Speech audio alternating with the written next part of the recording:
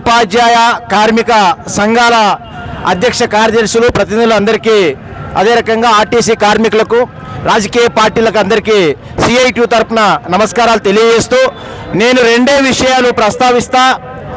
ఈ సమ్మె పట్ల ప్రభుత్వము రెచ్చగొట్టేటువంటి పద్ధతుల్లో వ్యవహరిస్తుందనడానికి మెదక్ డిపోనే తాజా ఉదాహరణ. ఈరోజు పత్రికల్లో మేము చాలా సమయంగా ఉన్నాము, మేము కార్మికుల్ని రెచ్చగొడతలేమని చెప్పి ముఖ్యమంత్రి గారి స్టేట్మెంట్ ఉంది. అది పూర్తి విరుద్ధమైనటువంటి స్టేట్మెంటు.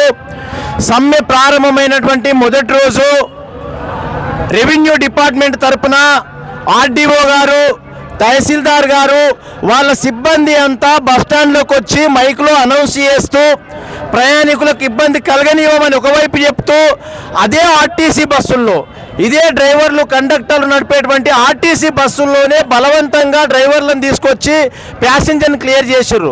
ప్రభుత్వానికి చిత్తశుద్ధి ఉంటే ఆర్టీసీ బస్సులు కాకుండా ప్రైవేటుగా ఇతర వాహనాలని అరేంజ్మెంట్ చేసి ప్రయాణికులకు ఇబ్బంది కలగకుండా చూడొచ్చు.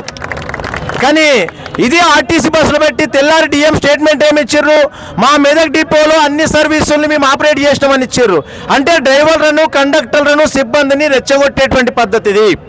గతంలో ఏ సమ్మెలో ఈ రకంగా జరగలేదు.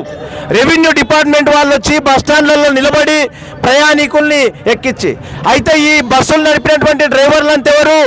మెడికల్ అన్ఫిట్ అయిన డ్రైవర్లు. గతంలో సమ్మె కంటే ముందు వీళ్ళు ఈ డిపార్ట్మెంట్కు పనికిరారు, వీళ్ళ లైసెన్స్ సరిగా లేదని చెప్పిన వాళ్ళు. అదే హైర్ బస్సుల్లో గతంలో ఒక్కసారి అయినా వారం రోజులు డ్యూటీకి రాకపోతే మళ్ళీ 3 నెలలు ట్రైనింగ్ తీసుకున్న తర్వాతనే డ్యూటీకి రావాలి.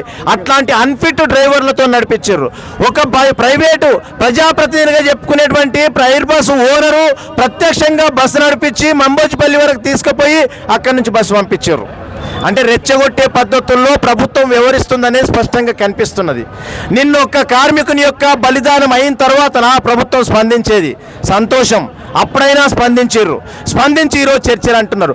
ఇప్పటికైనా ఈ రాష్ట్ర ప్రభుత్వానికి చిత్తశుద్ధి ఉంటే సమస్యల్ని పూర్తిగా ఈరోజే